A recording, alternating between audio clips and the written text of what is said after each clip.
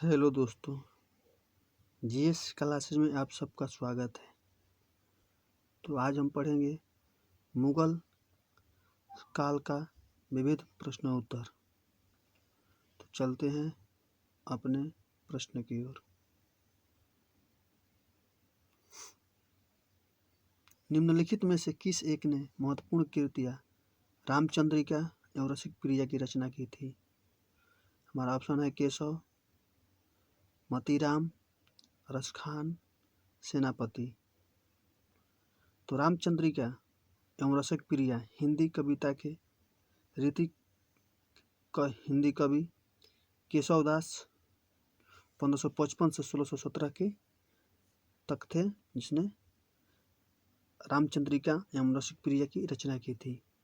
तो हमारा आंसर होगा केशवदास, यानी कि ऑप्शन नंबर ए केशव। चलते हैं अपने अगले क्वेश्चन पर। कवि हृदय राजा जिसने नागरिक दास के नाम से कृष्ण की प्रशंसा में छंद लिखे? हमारा ऑप्शन है राजा उमेद सिंह थे, राजा अमर सिंह थे, राजा छत्रसाल थे, राजा सावंत सिंह थे। तो राजा सावंत सिंह का वैष्णव उपनाम नागरीदास था। राजा सावंत सिंह के उपनाम नागरीदास था। नागरीदास का मतलब होता है राधा का सेवक। इन्होंने कृष्ण की प्रशंसा में अनेक छंद लिखे।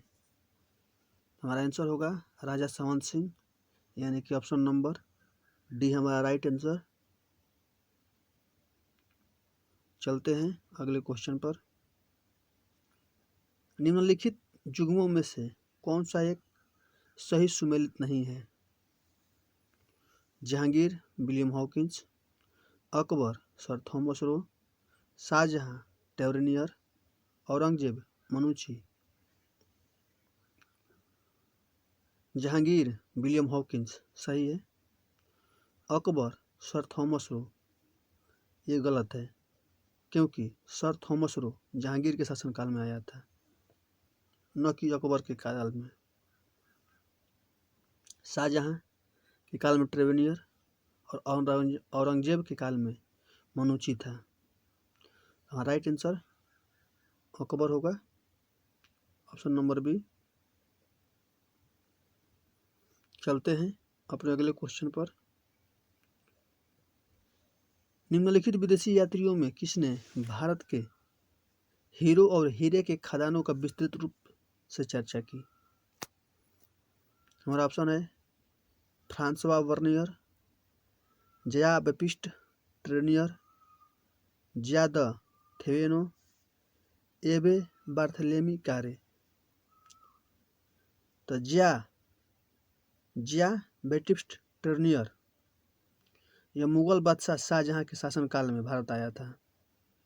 इसने 7 बार पूर्व की यात्रा की, जिसमें 6 बार केवल भारत आया था। इसने ही कोहिनूर का भी विस्तृत रूप से चर्चा की थी। यह एक ज्वेलरी था। हमारा आंसर होगा ऑप्शन नंबर बी। चलते हैं अगले क्वेश्चन पर। निम्नलिखित 4 बाहरी आक्रमणों को कालानुक्रम व्यवस्थित करें और नीचे दिए गए कूट से सही उत्तर ढूंढें। Ahmad Shah Abdali, Genghis Khan, Nadir Shah, Taimur. आपको कूट में उत्तर देना है। तो चंगेज खान पहले आया था। कब आया था? तो इल्तुतमिश के शासनकाल में आया था। तैमूर 1358 में 1398 में नसरुद्दीन मुहम्मद के समय में आया था। और नादिर शाह का आक्रमण 1739 में मुहम्मद शाह के समय हुआ था। और अहमद शाह अब्दाली का आक्रमण 1748 से 69 के मध्य था। तो हमारा पहला होगा चंगेज खां। 2 4 3 1। देखते हैं हमारा ऑप्शन कौन सा है। 2 4 3 1, यानी ऑप्शन नंबर सी हमारा राइट आंसर होगा। चलते हैं अगले क्वेश्चन पर। निम्नलिखित में से कौन सा कथन सत्य है? आपको बताना है कौन सा कथन सत्य है। अहमद शाह अब्दाली ने पानीपत का तृतीय युद्ध लड़ा, बाबर ने दिल्ली सल्तनत की स्थापना की, शाहजहां ने उत्तराधिकारी का युद्ध लड़ा, जहांगीर सौंदर्य था, प्रकृति का प्रेमी था। आपको कूट में उत्तर देना है, आपको बताना है कौन सा सही है। अहमद शाह अब्दाली ने पानीपत का तृतीय युद्ध लड़ा, ये सही है। बाबर ने दिल्ली सल्तनत की स्थापना की, ये गलत है। बाबर ने मुगल साम्राज्य की स्थापना की थी। दिल्ली सल्तनत की स्थापना मोहम्मद बिन तुगलक ने किया था।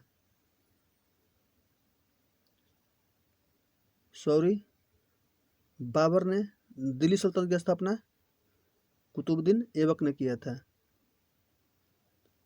और हमारा तीसरा है शाहजहां ने उत्तराधिकारी का युद्ध लड़ा, ये गलत है। शाहजहां के पुत्र ने उत्तराधिकारी का युद्ध लड़ा था, जिसमें औरंगजेब, दारा शिकोह, मुराद और शाह शुजा थे। उस समय शाहजहां शासक था। चौथा है जहांगीर सौंदर्य तथा प्रकृति का प्रेमी था, ये सही है। तो हमारा 1 और 4 सही है। देखते हैं हमारा ऑप्शन कौन सा है। ऑप्शन नंबर सी, 1 और 4 सही है। हमारा राइट आंसर होगा ऑप्शन नंबर सी, 1 और 4। तो चलते हैं अपने अगले क्वेश्चन पर। हेमचंद्र विक्रमादित्य भारतीय इतिहास में किस नाम से जाने जाते हैं? हमारा ऑप्शन है पूरनमल, मालदेव, राणा संगा, हेमू। हमारा आंसर होगा हेमू। हेमू ही हेमचंद्र विक्रमादित्य के नाम से जाना जाता है। हेमू रेवाड़ी के बाजार से सोरा का व्यापारी था।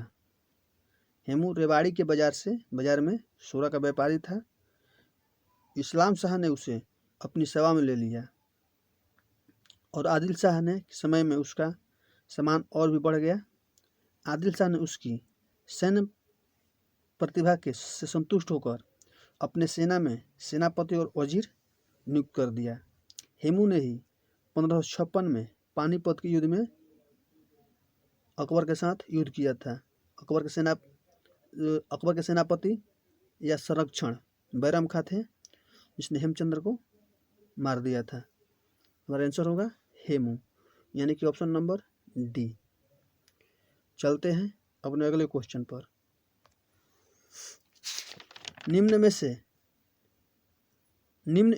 निम्नांकित युद्धों का सही कालानुक्रम दिए गए कूट से चुनिए। हमारा ऑप्शन है पानीपत का तृतीय युद्ध 1601, हल्दी घाटी का युद्ध 1761, तराइन का युद्ध 1576, असीरगढ़ का युद्ध 1192। आपको कूट में उत्तर देना है। तो चलिए देखते हैं कौन सा आंसर हमारा सही होगा। पानीपत का तृतीय युद्ध 1761 में हुआ था, यानी कि ए में 2। हल्दी घाटी का युद्ध 1576 में हुआ था, अकबर और राणा प्रताप के बीच। तराइन का द्वितीय युद्ध 1192, चौहान और गौरी के बीच। असीरगढ़ का युद्ध 1601 में हुआ था, औरंगजेब और शाह शुजा के बीच। और पानीपत का तृतीय युद्ध मराठा और अहमद शाह अब्दाली की सेनाओं के बीच हुआ था। हमारा आंसर होगा 1 में 2, बी में 3, सी में 4, डी में 1। ए में 2, यानी कि ऑप्शन नंबर सी हमारा राइट आंसर होगा। चलते हैं अपने अगले क्वेश्चन पर। निम्नलिखित में से कौन सी जोड़ी मुगल और मराठा कालीन युद्ध तथा वर्ष सुमेलित है? आपको बताना है इसमें से कौन सा ऑप्शन हमारा सही है। चौसा का युद्ध 1538, कनौज का युद्ध 1539, हल्दी घाटी का युद्ध 1576, खाजवा का युद्ध 1657। आपको बताना है इसमें से कौन सा सही है। चौसा का युद्ध 1539 में हुआ था शेरशाह सूरी और हुमायूं के बीच। कनौज या बिलग्राम का युद्ध भी किसे कहा जाता है, ये 1540 में हुआ था। हल्दी घाटी का युद्ध 1576 में हुआ था। और खाजवा का युद्ध 1659 में औरंगजेब और शाह शुजा के मध्य हुआ था। तुम्हारा आंसर होगा ऑप्शन नंबर हल्दी घाटी का युद्ध 1576 सही है। हमारा आंसर होगा सी। तो चलते हैं अपने अगले क्वेश्चन पर। निम्नलिखित में से कौन सा एक सही सुमेलित है, आपको बताना है कौन सा सही सुमेलित है। खुलदाबाद शेख सलीम चिश्ती का मकबरा, फतेहपुर सीकरी एतमादुद्दौला का मकबरा, आगरा औरंगजेब का मकबरा, दिल्ली अब्दुल रहीम खान का मकबरा।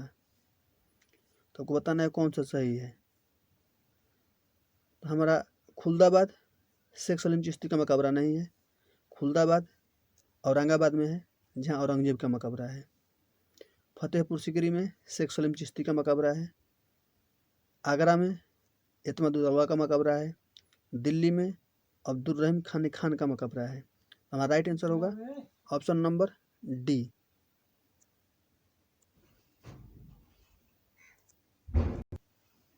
तो चलते हैं अपने अगले क्वेश्चन की तरफ। हमारा क्वेश्चन है अबुल फजल द्वारा अकबरनामा पूरा किया गया था। हमारा ऑप्शन है 7 वर्षों में, 8 वर्षों में, 9 वर्षों में, 10 वर्षों में। तो हमारा आंसर होगा 7 वर्षों में, यानी कि ऑप्शन नंबर ए हमारा राइट आंसर होगा। अबुल फजल द्वारा अकबरनामा 7 वर्षों में लिखा गया था। तो चलते हैं अपने अगले क्वेश्चन पर। अनवर सुहेली नामक ग्रंथ निम्नलिखित में से किसका अनुवाद है। अनवर सुहेली आपको बताना है कि ऑप्शन में दिया हुआ है इनमें से किसका अनुवाद ग्रंथ है। हमारा पहला ऑप्शन है पंचतंत्र, महाभारत, रामायण, सूरसागर। तो हमारा आंसर होगा पंचतंत्र। पंचतंत्र का अनुवाद विभिन्न शासकों के शासन में अलग अलग भाषा में अनुवाद किया गया था। हमारा राइट आंसर होगा ऑप्शन नंबर ए पंचतंत्र। गजनवी के काल में नसरुल्लाह मुंशी सिराजी ने कलीला व दिमना बेहरम शाही के नाम से किया था। गजनवी के काल में नसरुल मुंशी सिराजी ने कलीला व दिनमना बेहरम शाही के नाम से किया था। और सुल्तान हुसैन मिर्जा के काल में मुलावाज हुसैन काशफी ने अनवर सुहेली के नाम से, और अकबर के काल में अबुल फजल ने आयर दानिश के नाम से किया था। हमारा आंसर होगा अनवर सुहेली। ये सुल्तान हुसैन मिर्जा के काल में मुलावाज हुसैन काशिफी ने अनवर सुहेली के नाम से किया था। हमारा आंसर होगा पंचतंत्र। तो चलते हैं अपने अगले क्वेश्चन पर। भारत के इतिहास के संदर्भ में अब्दुल हमीद लाहौरी कौन थे। हमारा ऑप्शन है अकबर के शासन में एक महत्वपूर्ण सैन्य कमांडर, शाहजहां के शासन का एक राजकीय इतिहासकार, औरंगजेब का एक महत्वपूर्ण सामंत तथा विश्वास पात्र, मुहम्मद शाह के शासन में एक इतिवृत्तकार तथा कवि। आपको बताना है अब्दुल हमीद लाहौरी कौन थे। हमारा आंसर होगा बी, शाहजहां के शासन का एक राजकीय इतिहासकार था। कौन? अब्दुल हमीद लाहौरी शाहजहां के शासन काल में एक राजकीय इतिहासकार था, यानी कि हमारा आंसर होगा ऑप्शन नंबर बी। तो चलते हैं अपने अगले क्वेश्चन पर।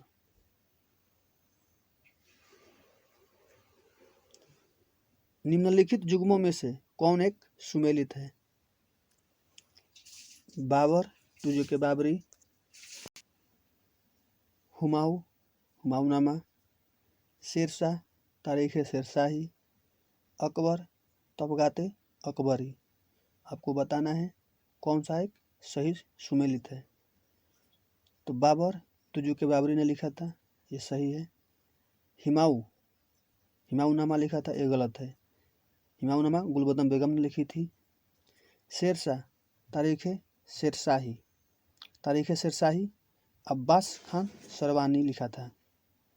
तबगात अकबरी निजामुद्दीन अहमद ने लिखी थी। तो हमारा आंसर होगा option number A, Babur Tuzuk Baburi. चलते हैं अपने अगले क्वेश्चन पर। निम्नलिखित में से कौन सा एक सही सुमेलित नहीं है? आपको बताना है कौन सा सही सुमेलित नहीं है। तबकात ए नसीरी, मिनहाज उस सिराज जसजानी, तारीख फिरोजशाही, सम में सिराज अफीम, तुगलकनामा इब्न बतूता, हिमायूनामा गुलबदन बेगम। तबगात ए नसीरी मिनहाज उस सिराज जसजानी ने लिखा था। तारीख फिरोजशाही सम ए सिराज अफीम ने लिखा था। तुगलकनामा इब्न बतूता नहीं लिखा था, ये गलत है। तुगलकनामा का लेखक अमीर खुसरो था। इब्न बतूता अपना यात्रा वृत्तांत रेहला नामक पुस्तक में लिखा था और हिमायूनामा गुलबदन बेगम ने लिखा था। तो हमारा कौन सा सुमेलित नहीं है? आंसर होगा सी। हमारा right answer C, Tughlaqnama Ibn Battuta ने लिखा था। तुगलकनामा अमीर खुसरो ने लिखा था और इब्न बतूता ने अपना यात्रा वृत्तांत रहेला नामक पुस्तक में लिखा था। तो चलते हैं अपने अगले क्वेश्चन पर। निम्न मुसलमान विद्वानों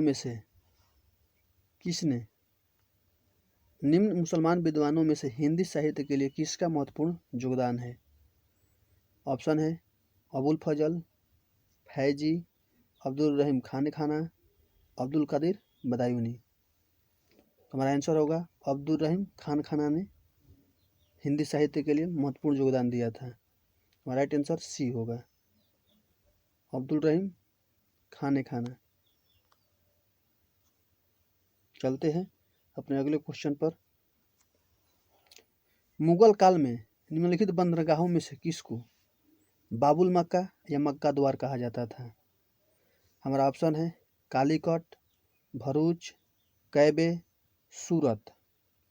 तो मुगल काल में गुजरात स्थित सूरत बंदरगाह से होकर ही हज यात्री मक्का जाते थे, इसीलिए सूरत को मक्का द्वार या बाबुल मक्का कहा जाता है। तो हमारा आंसर होगा ऑप्शन नंबर डी, सूरत। चलते हैं अपने अगले क्वेश्चन पर। मुगलों ने नौरोज त्यौहार लिया है, आपको बताना है मुगलों ने नौरोज त्यौहार कहाँ से लिया था? पारसियों से, यहूदियों से, मंगोलों से, तुर्कों से। तो मुगलों ने नौरोज त्यौहार पारसियों से लिया था, जो 19 दिन का उपवास था। हमारा आंसर होगा ऑप्शन नंबर ए, पारसी। तो चलते हैं अपने अगले क्वेश्चन पर। मुगल काल में जिस मदरसे से मुस्लिम न्यायशास्त्र की पढ़ाई में विशिष्टता हासिल थी वह स्थित था?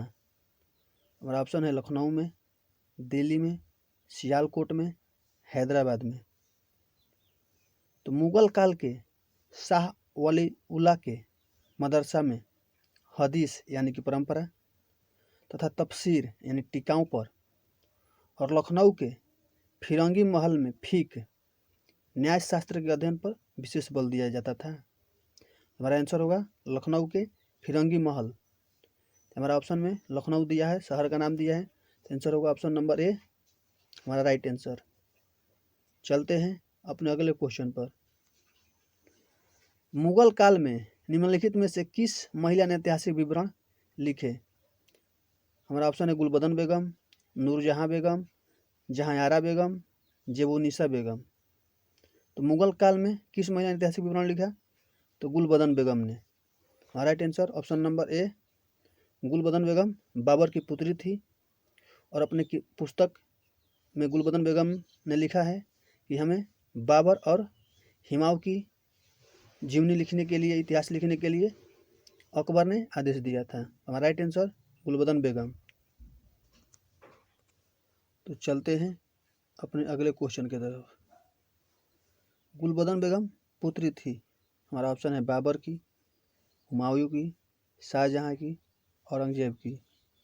गुलबदन बेगम पुत्री थी बाबर की, यानी हमारा राइट आंसर होगा ऑप्शन नंबर ए। चलते हैं अगला क्वेश्चन पर। भारतीय इतिहास के मध्यकाल में बंजारे कौन थे? और ऑप्शन है कृषक, योद्धा, बुनकर, व्यापारी।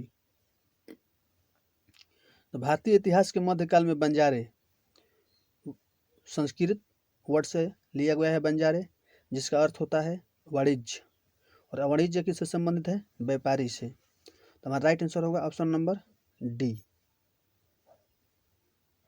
बंजारे संस्कृत वर्ड से लिया गया है, जिसका अर्थ वाणिज्यिक होता है। वाणिज्य किससे संबंधित है? तो व्यापारी से। तो चलते हैं अपने अगले क्वेश्चन पर। निम्नलिखित में से कौन सा सही सुमेलित नहीं है? आपको बताना है कौन सा सही सुमेलित नहीं है। दाम ताम्र की मुद्रा, देसाई राजस्व अधिकारी, दीवान प्रांतीय राजस्व का प्रमुख, जरीब एक प्रकार का कर। आपको बताना है कौन सा इसमें गलत है। दाम ताम्र की मुद्रा थी, देसाई राजस्व अधिकारी को कहा जाता था, दीवान प्रांतीय राजस्व का प्रमुख था, और जरीब मुगल काल में एक प्रकार का कर नहीं था, यह एक भूमि में अपने की पत्ती थी जरीब। हमारा राइट आंसर होगा ऑप्शन नंबर डी। चलते हैं अपने अगले क्वेश्चन पर। बाबरनामा का अंग्रेजी अनुवाद किसने किया? हमारा ऑप्शन है लेडेन और Ruskin, William Hawkins, Finch, William Jones. तो बाबरनामा का अंग्रेजी में अनुवाद लेडेन और रस्किन ने किया था, यानी कि ऑप्शन नंबर ए हमारा राइट आंसर। चलते हैं अगले क्वेश्चन पर। तबकात ए अकबरी किसने लिखी? हमारा ऑप्शन है अबुल फजल, अब्दुल कादिर बदायूनी, अब्बास खान सरवानी, निजामुद्दीन अहमद। तो हमारा आंसर होगा तबकात ए अकबरी किसने लिखी थी? तो निजामुद्दीन अहमद ने लिखा था। हमारा right answer option number D. चलते हैं अगले क्वेश्चन पर। आज का क्वेश्चन हमारा यहीं पर समाप्त हुआ। आप हमारे चैनल पर